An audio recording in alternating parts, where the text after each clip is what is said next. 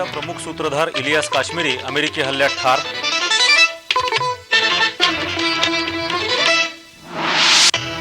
बहुतांश मागण्या मान्य झाल्याचं कबूल करूनही रामदेव बाबांचं उपोषण सुरू.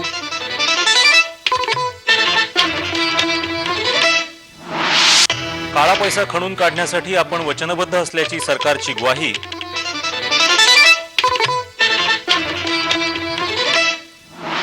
औद्योगिक उत्पादनाबाबतचं नवं राष्ट्रीय धोरण लवकरच, वाणिज्य मंत्र्यांची घोषणा.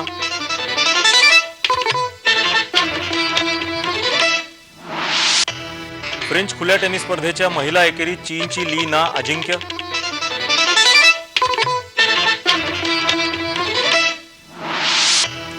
आणि मान्सून मुंबईच्या उंबरठ्यावर, अलिबाग पुण्यात मोसमी वारे दाखल.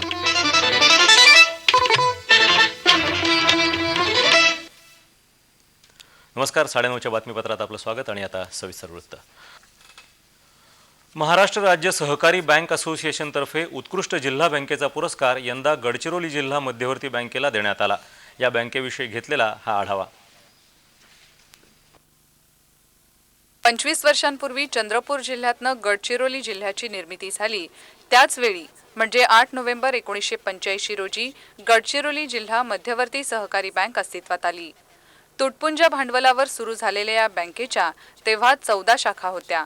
आज या बँकेच्या 12 तालुक्यांमध्ये 38 शाखा आहेत. भामरागड, हेमलकसा, सिरिंचा अशा दुर्गम भागात जिथं राष्ट्रीयकृत बँका नाहीत त्या भागात ही बँकेनं शाखा उघडल्या आहेत. रिझर्व्ह बँकेच्या नियमांचं काटेकोर पालन आणि नाबार्डनं आखून दिल्याप्रमाणेच काम केल्यामुळे बँकेला वैकुंठभाई मेहता हा पुरस्कार प्राप्त झाल्याचं बँकेच्या अध्यक्षांनी सांगितलं. संचालक मंडळाच्या निर्णय क्षमतेमुळे आणि अधिकारी कर्मचारी वर्गांच्या कार्यकुशलतेमुळे हा पुरस्कार आज जिल्हा बँकेला मिळालेला आहे व भविष्यामध्ये या जिल्हा बँकेकडून चांगलं काम व्हावं म्हणून तो पुरस्कार प्रेरणादायी सुद्धा आहे. महिला बचत गटाचं मोठं जाळं विळून गडचिरोली जिल्हा बँकेनं जवळजवळ 75,000 कुटुंबांना रोजगार उपलब्ध करून दिलाय. उद्योगविरहित जिल्हा ही गडचिरोली जिल्ह्याची ओळख पुसून काढण्याचा बँकेचा संकल्प असून शेतीसोबतच लघु उद्योगांनाही बँक कर्जपुरवठा करते. गडचिरोली सारख्या दुर्गम भागातली ही जिल्हा बँक नफ्यात चालवून प्रतिष्ठेच्या वैकुंठभाई मेहता उत्कृष्ट जिल्हा बँक पुरस्काराची मानकरी ठरते. ही निश्चितच कौतुकाची बाब आहे. गडचिरोली जिल्हा मध्यवर्ती बँकेचे अध्यक्ष प्रणचित पोरेड्डीवार आज आपल्या स्टुडिओत आले आहेत. नमस्कार, 9:30च्या बातमीपत्रामध्ये आपलं मनपूर्वक स्वागत. सर्वप्रथम आपल्या बँकेला उत्कृष्ट जिल्हा बँकेचा पुरस्कार मिळाला त्याबद्दल अभिनंदन. या बँकेचा पुरस्कार जेव्हा मिळाला तेव्हा या पुरस्कारासाठी कोणकोणते निकष होते की ज्यावर बँकेची तपासणी किंवा नाबार्ड आणि रिझर्व्ह बँक ऑफ इंडियाने प्रत्येक जिल्हा बँकांसाठी काही निकष ठरवून दिलेले आहेत.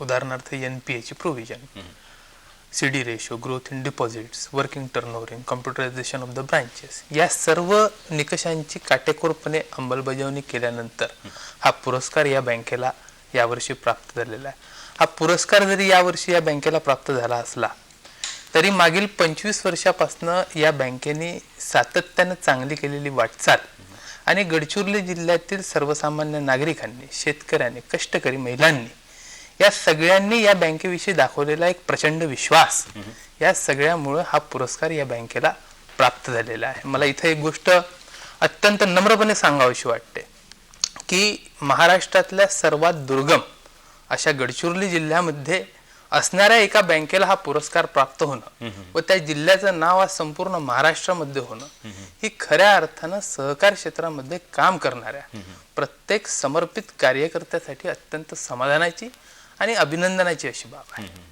तुम्ही नक्कीच म्हणलं त्याप्रमाणे ही अभिनंदनाची गोष्ट आहे आणि अभिमानाची पण आहे. कारण पुण्या मुंबईसारख्या जिल्हा बँकेच्या बरोबर स्पर्धा करताना या दुर्गम भागातल्या बँकेला हे पारितोषिक मिळालेलं आहे. या बँकेची सुरुवात कधी झाली, किती साली झाली? साधारणतः 1985-86च्या सुमारास या बँकेचे संस्थापक अध्यक्ष सहकार महर्षी आमचे वडील आदरणीय अरविंद सावकार पोरेड्डीवार यांच्या अध्यक्षतेखाली अवघ्या 3 कोटीच्या अत्यंत तटपुंज अशा भागभांडवलावर या बँकेची सुरुवात झाली. खऱ्या अर्थानं तो काळ या बँकेसाठी अत्यंत संघर्षमय असा काळ होता. म्हणजे सहकार क्षेत्रातल्या तज्ञ लोकांनी गडचिरोली सारख्या अविकसित भागामध्ये जिल्हा बँक चालू शकत नाही असं भाकीत सुद्धा त्यावेळेस वर्तवलं होतं. परंतु त्यावेळेस केलेली प्रामाणिक मेहनत आणि सहकार्य कार्यकर्त्यांचा त्यांना मिळालेला साथ यामुळेच आज एवढं मोठं स्वरूप 646 कोटीचं आपण या बँकेचं बघतोय. हे निश्चितपणे सगळ्यांची महत्वाची गोष्ट आहे. या जिल्ह्याचा विस्तार एवढा मोठा आहे, वाहतुकीची साधनं कमी आहेत, ग्रामीण भागातल्या जनतेचं साक्षरतेचं प्रमाण कमी आहे. अशा सगळ्या परिस्थितीमध्ये बँकेचं कामकाज कसं चालतं किंवा कशा पद्धतीने आपण दैनंदिन काम चालवता? गडचिरोली जिल्हा बँक प्रामुख्याने पीक कर्ज वाटपाचं काम करते. या गडचिरोली जिल्ह्यामध्ये टोटल पीक कर्ज वाटपाच्या लक्षांकामध्ये 70% भाग हा गडचिरोली जिल्हा बँकेचा आहे. याशिवायच या गडचिरोली जिल्ह्यामध्ये वसलेल्या दुर्गम भागामध्ये वसलेल्या सेवा सहकारी व आविका या जवळपास 259 संस्था या जिल्हा बँकेशी संलग्न आहे. याशिवायच 9 लाख लोकसंख्या असणाऱ्या गडचिरोली जिल्ह्यातील जवळपास 1,18,000 लोकांची खाती आज या जिल्हा बँकेमध्ये आहेत, कार्यरत आहेत. याशिवायच महिला बचत गटांच्या माध्यमातून 3,500 गटांना 17 ते 18 कोटीचं दरवर्षी वाटप. याशिवाय तेंदूपत्ता बोनसच्या माध्यमातून 40,000 लोकांना त्यांच्या बोनसचं वाटप. रोजगार हमी योजनेच्या माध्यमातून 35,000 नागरिकांना त्यांच्या रोजीचं वाटप. आणि याशिवायच शासकीय, निमशासकीय, पंचायत समिती, ग्रामपंचायत, जिल्हा परिषद, विविध आश्रमशाळा यांच्या जवळपास 17 ते 18,000 कर्मचाऱ्यांचं दर महिन्याचं पेमेंट हे या बँकेच्या माध्यमातून होतं. याशिवायच कितीतरी पगारदार संस्थांना कॅश क्रेडिटचं वाटप, गृहकर्ज, 2 व्हीलर, 4 व्हीलर अशा वेगवेगळ्या योजना या बँकेच्या माध्यमातून राबवल्या जातात. इतक्या सगळ्या योजनांवरून नक्कीच असं वाटतं की एखादी मोठी बँक ज्या पद्धतीच्या सगळ्या सेवा पुरवते तशी ही बँक सेवा पुरवते. आता बोलताना महिला बचत गटांचा उल्लेख आला, तर अशा ग्रामीण भागातल्या महिलांना एकत्र करून काहीतरी उद्योगासाठी प्रोत्साहित करणं हे बचत गटाचं काम कसं चालवलं जातं? निश्चितपणे या बचत गटाची मला इथं सांगावं लागेल की 1996ला या बँकेचे तत्कालीन अध्यक्ष आदरणीय प्रकाश सावकार पोरड्डीवार यांच्या अध्यक्षतेखाली या बँकेच्या संचालक मंडळाने अत्यंत धाडसी निर्णय घेतला व तो म्हणजे महिला बचत गटाच्या फायनान्सचा निर्णय. मला इथं सांगावंसं वाटतं की या संपूर्ण महाराष्ट्रामध्ये सर्वात प्रथम बचत गटांना फायनान्स करण्याचा जो मान आहे तो आज गडचिरोली जिल्हा बँकेचा आहे. तेव्हापासून ते आजपर्यंत साधारणतः 9,000 गटांना फायनान्स करून या बँकेने गडचिरोली सारख्या उद्योग विरहित जिल्ह्यामध्ये 1 लाख 1.25 लाख महिलांना प्रत्यक्षपणे अप्रत्यक्षपणे या महिला बचत गटाशी जोडण्याचं काम केलेलं आहे. येणाऱ्या दिवसात या बचत गटाच्या चळवळीच्या माध्यमातून जास्तीत जास्त लघु उद्योगाची स्थापना व्हावी व त्या माध्यमातून रोजगाराची संधी स्त्रियांमध्ये तयार व्हावी यासाठी प्रामुख्याने आपण प्रयत्न करणार आहोत. गडचिरोली सारखा जिल्हा हा अत्यंत दुर्गम, जिथे आदिवासी बहुल असा मानला जातो किंवा आदिवासींचं प्रमाण तिथे जास्त आहे, नक्कीच साक्षरताही त्या प्रमाणात कमी आहे. तर अशा लोकांना बँकेचं महत्त्व पटवणं, बचतीचं महत्त्व पटवणं हे आव्हान किंवा कर्मचाऱ्यांमार्फत कसं पेललं जातं? निश्चितपणे फार चांगला प्रश्न आपण विचारला. गडचिरोली जिल्हा आमच्या अर्ध्यातून अधिक शाखा, आज तुम्हाला सांगावं लागेल की अर्ध्यातून अधिक शाखा आज आमच्या सेन्सिटिव्ह एरियामध्ये काम करतात. बंदच्या कालावधीमध्ये साधं त्या शाखेला जाणं सुद्धा मुश्किल होतं, दळणवळणाचा सुद्धा अभाव असतो. अशा परिस्थितीत मला बँकेच्या कर्मचाऱ्यांचं कौतुक करावं लागेल की ते अशाही परिस्थितीमध्ये आज त्या शाखेमध्ये काम करतात. आज तुमच्या माहितीसाठी सांगतो, गडचिरोली जिल्ह्यामध्ये 6 पद्धतीच्या भाषा बोलल्या जातात. प्रत्येक कर्मचारी हा तिथला स्थानिक असल्यामुळे तो येणाऱ्या ग्राहकासोबत त्यांच्या भाषेमध्ये बोलतो व चांगल्या सलोख्याच्या वातावरणामध्ये काम करतो. तुम्हाला मला इथे सांगावंसं वाटेल की साधे जे शेतकरी आहेत त्यांचे पेमेंट्सचे विड्रॉल स्लिप सुद्धा आमच्या बँकेचा कर्मचारी त्यांना भरून देतो व त्या शेतकऱ्याचा त्या कर्मचाऱ्यावर इतका प्रचंड विश्वास आहे की तो ते विड्रॉल स्लिप सुद्धा भरून घेतो. इतका प्रचंड विश्वास तुम्हाला महाराष्ट्राच्या केवळ दुर्गम गडचिरोली जिल्ह्यामध्येच पाहायला मिळतो. या व्यवहारामध्ये विश्वास असणं ही नक्कीच या बँकेची एक महत्त्वाची गोष्ट मानावी लागेल. हा भाग तुम्ही आता म्हणलात त्याप्रमाणे नक्षलग्रस्त आहे, तर या ठिकाणी काम करताना काही अडचणी येतात? निश्चितपणे काही अडचणी निश्चितपणे येतात.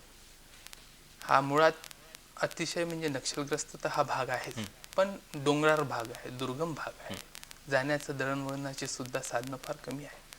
अशा परिस्थितीमध्ये एक उदाहरण जर सांगायचं झालं तर काही दिवसांच्या अगोदर सिरोंचा रोडवर म्हणजे आमचा बँकेचा एक कर्मचारी, साधारणतः याला बरेच दिवस झाले असतील, किष्टय्या शिपाई आणि पाल म्हणून एक कर्मचारी होते. हे दोघेही जण बँकेची साधारणतः 4 लाखाची कॅश घेऊन बसने प्रवास करत होते. बरं. झाली अशी घटना की नक्षलाईट ॲक्टिव्हिटीजमध्ये ती बस संपूर्णपणे जाळण्यात आली. परंतु या दोन्ही कर्मचाऱ्यांनी ती कॅश मोठ्या हिमतीनं वाचवली व दुसऱ्या दिवशी पूर्ण 1 रुपया सुद्धा खर्च न करता अत्यंत प्रामाणिकपणे ती कॅश जशी आहे तशी बँकेमध्ये आणून दिली.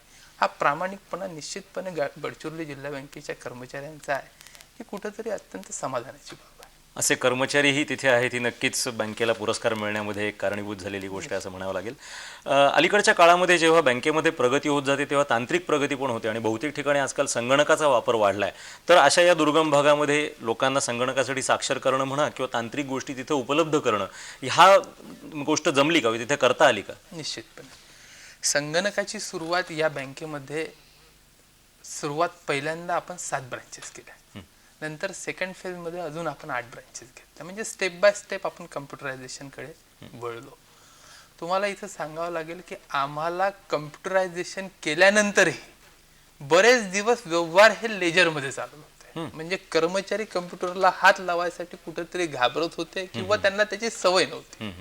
मग त्याच्यानंतर आम्ही ट्रेनिंग प्रोग्राम आयोजन केलं की ज्या शाखेचं आपण कम्प्युटरायझेशन केलं आहे त्याचं कुठेतरी ट्रेनिंग झालं. म्हणजे 8 दिवसाचं ट्रेनिंग झालं, 10 दिवसाचं ट्रेनिंग झालं. हळूहळू तो कर्मचारी त्या कम्प्युटरशी अवेअर होत गेला. आणि आता सुरळीतपणे तुमच्या माहितीसाठी सांगतो की आमच्या 38 पैकी 22 शाखा कम्प्युटराइज आहेत. त्याच्यातल्या 13 शाखा या कोर बँकिंग मध्ये आल्यात आणि गडचिरोली जिल्हा बँकेचे 4 स्वतःचे ATM कार्ड सुद्धा आहेत. ATMच्या मशीन. आणि येणाऱ्या दिवसात या 38 पैकी 38 शाखा कम्प्युटराइज होऊन कोर बँकिंग मध्ये आम्ही वाटचाल करतो. थोडासा एक विषय असा आहे की अलीकडच्या काळात दर 2 महिन्यांनी कुठल्या ना कुठल्या बँकेवर रिझर्व्ह बँकेने निर्बंध घातले, अशी परिस्थिती त्या बँकेवर ओढवली जाते किंवा काही ना काही कारणाने त्यांचे व्यवहार पारदर्शक नसतात. तर आज असा काही प्रकार घडू नये याच्यासाठी बँकेची काळजी काय घेतली जाते, याच्यासाठी सहकार चळवळीचं महत्त्व कितपत आहे असं वाटतं?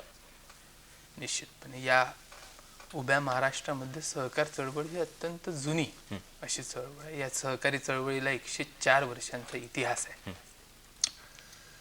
कुठल्याही सहकारी बँकेने 2 गोष्टींचं प्रामुख्याने काळजी घेणं अत्यंत आवश्यक आहे. एक, नाबार्ड आणि रिझर्व्ह बँकेने जे पॅरामीटर्स त्या जिल्हा बँकेसाठी राखून ठेवलेले आहेत त्या पॅरामीटर्सवर तंतोतंत पालन करणे, सहकार्याची तत्व सांभाळून मॉडर्नायझेशनकडे वाटचाल करणे. तुम्हाला एक गोष्ट सांगावी लागेल की या सहकार क्षेत्र म्हणजे काय, तर सर्वसामान्य नागरिकांच्या स्वप्नांची पूर्ती करणारा हा सहकार क्षेत्र आहे. त्याच्यामुळं या महाराष्ट्रामध्ये श्रीमंत आणि गरीब हा दरी जर आपल्याला कमी करायची असेल तर सहकार क्षेत्राचं बळकटीकरण ही अत्यंत काळाची गरज आहे. कारण सर्वसामान्य माणसाच्या विकासासाठी सहकार क्षेत्राचं मजबूतीकरण अत्यंत आवश्यक आहे. एवढंच मला इथं सांगावंसं वाटतं व त्याचंच पालन प्रत्येक जिल्हा बँक, प्रत्येक कोऑपरेटिव्ह बँक करेल, निश्चितपणे करेल.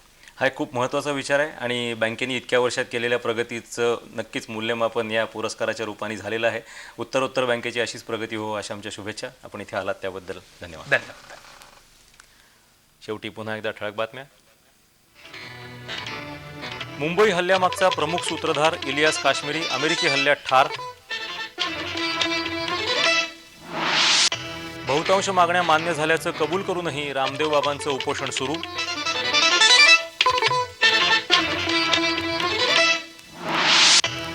काळा पैसा खणून काढण्यासाठी आपण वचनबद्ध असल्याची सरकारची ग्वाही.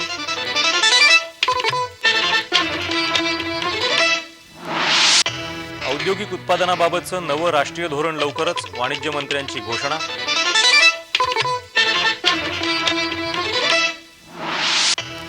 फ्रेंच खुल्या टेनिस स्पर्धेच्या महिला एकेरीत चीनची ली ना अजिंक्य.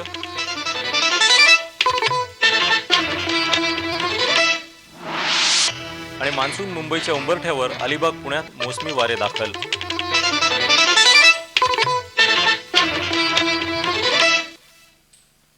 याबरोबरच हे बातमीपत्र संपलं. तेव्हा पुन्हा भेटूया उद्या सकाळी 8:30 वाजता सह्याद्री उपग्रह वाहिनीवर. नमस्कार.